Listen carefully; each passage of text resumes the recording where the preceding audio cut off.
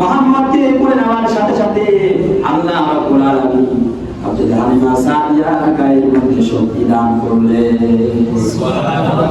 শুধু তাই নয়, হালিমা সাদিয়ার স্তনে দুধ ছিল না, ক্ষুধার যন্ত্রণায় দুধের সন্তান আব্দুল্লাহ ছটফট করত, রাত ভোর কান্নাকাটি করত, ছটফট করত। কিন্তু মুহাম্মদকে কোলে নেওয়ার সাথে সাথে আল্লাহ রাব্বুল আলামিন হালিমা সাদিয়ার স্তনের মধ্যে দুধে পরিপূর্ণ করে দিলেন। সুবহানাল্লাহ। হালিমা সাদিয়া মুহাম্মদকে কোলে নিয়ে তাঁবুর মধ্যে চলে গেলেন। তাঁবুর মধ্যে প্রবেশ করে বসে বা মুহাম্মদকে দুধ পান করায়। যার স্তনে কোনো দুধ ছিল না, মুহাম্মদ স্তন মুখে দেওয়ার সাথে সাথে স্তনে দুধে পরিপূর্ণ হয়ে গিয়েছে। এবার মুহাম্মদ সাল্লাল্লাহু আলাইহি ওয়াসাল্লাম তিনি দুধ পান করতেছেন তৃপ্তি সহকারে। এরপরে যখন মুহাম্মদ সাল্লাল্লাহু আলাইহি ওয়াসাল্লামকে আবার ঘুরায়া বাম স্তনের দিকে যখন মুখ নিয়ে আসছে, আল্লাহর নবী শিশু মুহাম্মদ তিনি ডান স্তনে দুধ পান করেছেন, কিন্তু বাম স্তনের মুখে লাগায় না। শিশু বাচ্চা বুঝে না, কিন্তু ইনসাফ শিক্ষা দিয়েছেন কে? আল্লাহ ইনসাফ শিক্ষা দিয়েছেন। এই শিশু মুহাম্মদ বেইনসাফি কাজ করতে পারে না।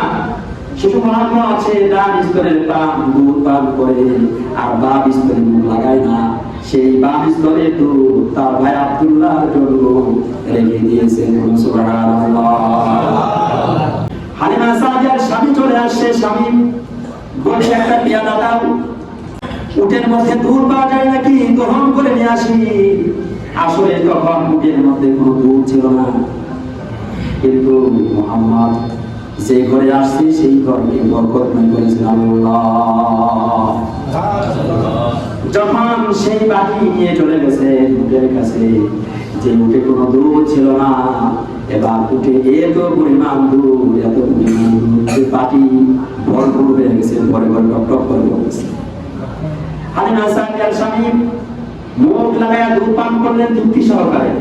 এবার হালিমা সাদিয়ার জন্য আবার পিয়ালা করে দুধ নিয়ে আসছেন। হালিমা সাদিয়া পান করতেছেন, তৃপ্তি সহকারে পান করলেন। পান করার পর রাতের বেলায় সন্তান দুইজন ঘুমায় গেল। হালিমা সাদিয়াও ঘুমালেন, তার স্বামীও ঘুমালেন। হালিমা সাদিয়া রাদিয়াল্লাহু আনহা বলছেন, মনে হলো অনেকদিন পর আরামের একটা রাত কাটালাম, কারণ দুর্ভিক্ষের সময় আমাদের পেটে কোনো খাবার ছিল না, উটের উলানে কোনো দুধ ছিল না। অনাহারে আমরা রাতটা কাটিয়েছি ছটফট করতে করতে। এবার আমাদের সন্তান আমার দুধ পেত না, এই জন্য রাত ভর কান্নাকাটি করতো, ঘুমাতে পারতো না, আমরাও ঘুমাতে পারতাম না। কিন্তু এই সন্তানকে কোলে নেওয়ার সঙ্গে সঙ্গে আজকে আমরা অনেকদিন পর যেন আরামের রাতটা কাটাইলাম। সুবহানাল্লাহ।